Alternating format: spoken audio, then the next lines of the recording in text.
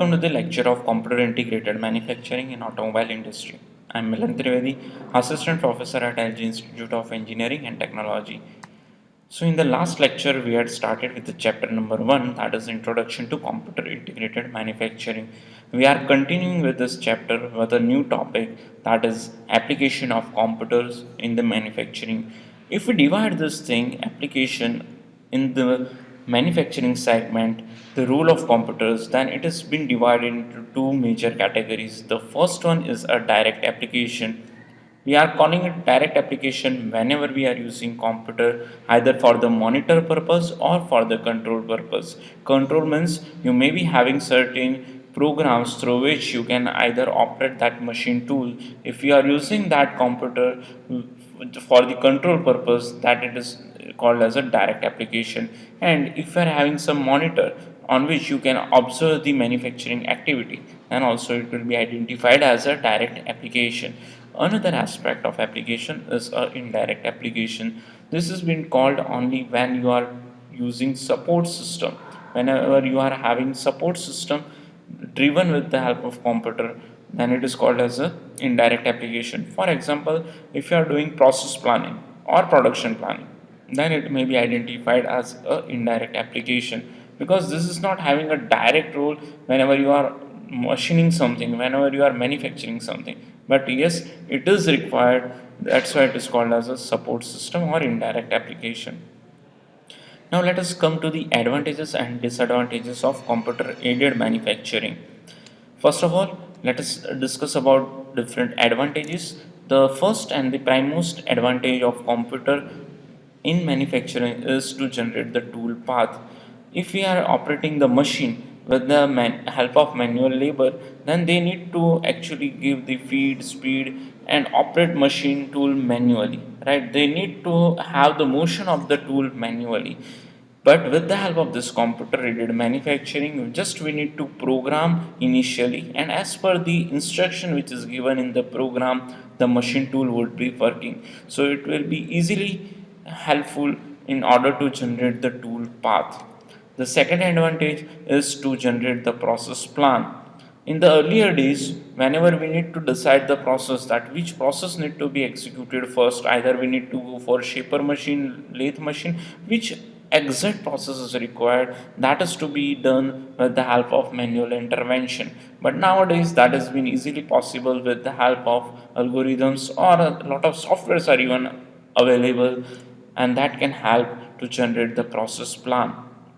Another advantage is to generate the production planning.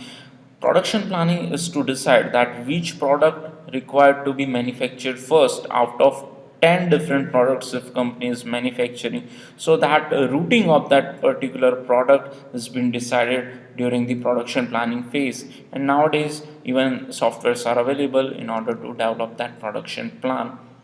The next aspect of the CAM is the better quality, and that is the main part.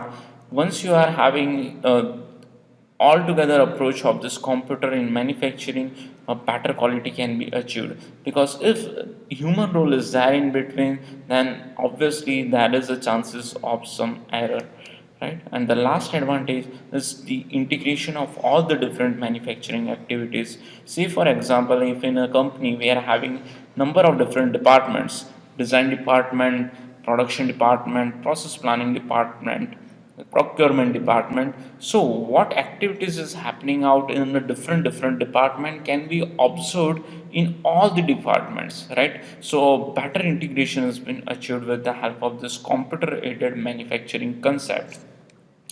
Now let us come to the disadvantages of computer aided manufacturing. Two major disadvantages has been observed. The first is the cost is higher. Obviously, we are using lot of automations, even the hardware parts. So input cost would be higher. So break-even time would be achieved after a longer period of time. But yes, after achieving that break-even point, more profit could be achieved to the factory, and a product which has been coming out with the help of CAM concept is having a better quality. The next disadvantage is the skilled manpower is required.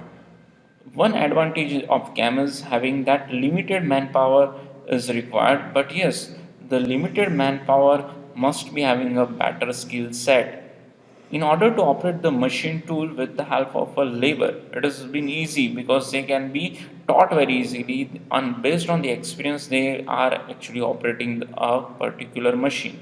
But whenever it comes to operation of this computer aided any of the machine, right? So a specific learning of the program is required. So definitely you need to hire a better skilled manpower. Now let us come to the different kinds of manufacturing system. Coming to this manufacturing system, it is a system at which we are actually manufacturing something, and that has been categorized under four different categories. The first one is a continuous flow type production system. This is that system in which any of the product which is coming out of a plant has been produced 24 by 7 without stopping the plant. Say for example, as shown in this particular diagram, in which electricity is being produced, right? And that is a need that we require that 24 by 7. We does not have that intermittent phase in which if that part is not available, we can bear, right? So that kind of product which is require a continuous production, that has been classified under this continuous flow type production system. The another manufacturing system is a mass production system. This is a system in which the component has been produced in huge quantity. It is not required that this kind of plants are being operated 24 by 7. This plant may stop in between, but yes, whatever the product has been produced by the company, it is having in a bulk quantity. The third production system or manufacturing system is a batch production system. This you will widely find in this Indian ecosystem. Most of the manufacturing system is having this batch production system. As shown in this particular image also, this in which a newspaper or magazine has been produced. So that has been also produced in a batch size. Even our whole automobile industry, thus automobiles are vehicle in a batches, right? Batch, it actually means a perfect batch size. Say for example, if some component it has been produced, right? So it has been prefixed that we need to produce 100 quantities or 200 quantities. So that defined quantities is been identified as a batch production, right? And in coming time in this lecture series of computer integrated manufacturing, we are being focused on this particular manufacturing system itself, right? Because this computer aided manufacturing concept is majorly been targeted to this batch production system itself. The last category of the production or manufacturing system is a job production system. This is that system in which, as per the requirement, specific requirement, we are producing something. Say, for example, this furniture has been produced, right? If you want to design a jig or fixture or any of the die, so that is being produced in either single or in a very limited quantity. So that kind of production system has been called as a job production system. But still, in order to better understand this particular topic, we are going to understand with the help of comparison. And if we are dealing with this term comparison, we are having this graph of production volume versus this production variety. By this terminology, product variety, I literally mean the flexibility, right? See, if we are having this continuous production, then obviously the volume would be higher, but you will achieve less flexibility, right? Production variety would be limited in that particular company. If we are producing mass production, right? So volume would be lesser compared to this continuous production, but yes, flexibility would be higher. Means more number of component may be produced in that particular plant.